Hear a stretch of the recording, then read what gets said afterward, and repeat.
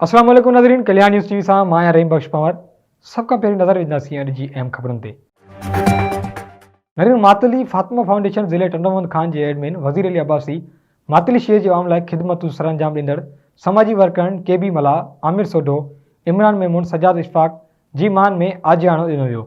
इन मौक़े ते एडमिन वज़ीर अली अब्बासी मीडिया सां ॻाल्हाईंदे चयो त फातिमा फाउंडेशन पारां मुख़्तलिफ़ शहरनि में रत जे अतईअ जूं कैंपूं लॻाए ग़रीब ऐं मिसकीन ॿारनि ख़ासि तौरु थेलेसीमिया जे मरीज़नि में वरतल ॿारनि खे वक़्त सिर ऐं मुफ़्त में रत जो अतईयो ॾिनो वेंदो।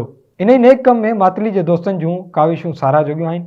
खेनि जज़्ब था ॾियूं त इंसान जी ख़िदमतुनि वारे जज़्बे तहत बिना कंहिं लालच जे पंहिंजूं ख़िदमतूं सरअंजाम ॾेई रहिया आहिनि।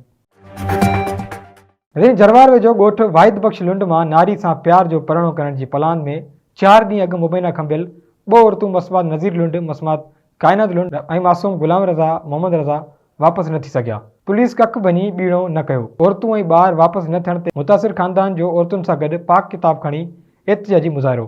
इन मौक़े ते एहतिजाज कंदे मुतासिर धुर जी औरतुनि माई शरीफ़ा, माई साहिब ख़ातून, अब्दुल रशीद लुंड, अब्दुल लतीफ़ लुंड ॿियनि धाईंदे चयो असांजो प्यार जो परिणो कंदड़ जोड़ी सां को बि तालुक़ु न आहे, पर असां ग़रीबनि जूं औरतूं ऐं मासूम ॿार खणी असां सां ज़ुल्म कयो वियो आहे।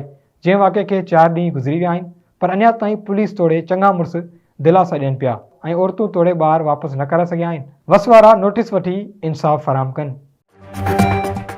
लाड़काणो में भाड़ विकिरो कंदड़ वापारियुनि जी हिक टी क़ाइमु। सरकारी रेट ते भाड़ विकिरो करण बजाए पंहिंजा रेट मुक़ररु करे विकिरो करण लॻा।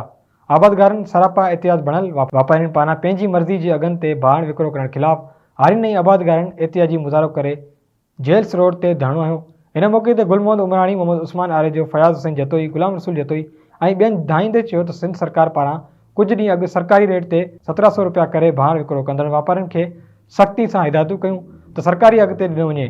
आबादगारनि ऐं हारियुनि खे हिते भाड़ विकिरो कंदड़ वापारियुनि हिक टी क़ाइमु करे भाड़ जो अघु 2500 रुपया करे सरकारी अघ खे थुॾे छॾियो आहे।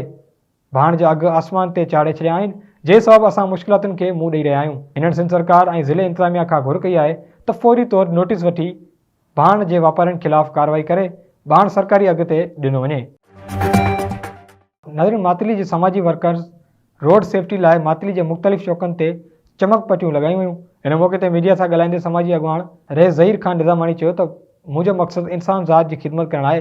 बिना के ज़ात पात ऐं रंग नसल जे ख़ल्क़ जी ख़िदमत कंदे मूंखे सुकून महसूसु थींदो आहे। हिन वधीक चयो त हीअ चमक पटियूं राति जे वक़्तु इम्कानी हादसनि खां बचण लाइ एहतियातीन लॻायूं आहिनि ऐं ग़रीबनि जी वस आहार मदद कंदो आहियां ऐं कंदो रहंदुसि। नाज़रीन, ही वरी जो अहम ख़बरूं वधीक तफ़सीली ख़बरूं लाइ विज़िट कंदो असांजी वेबसाइट www.dailykalyan.com, असांजो फेसबुक पेज डेली कल्याण ऐं यूट्यूब चैनल डेली कल्याण।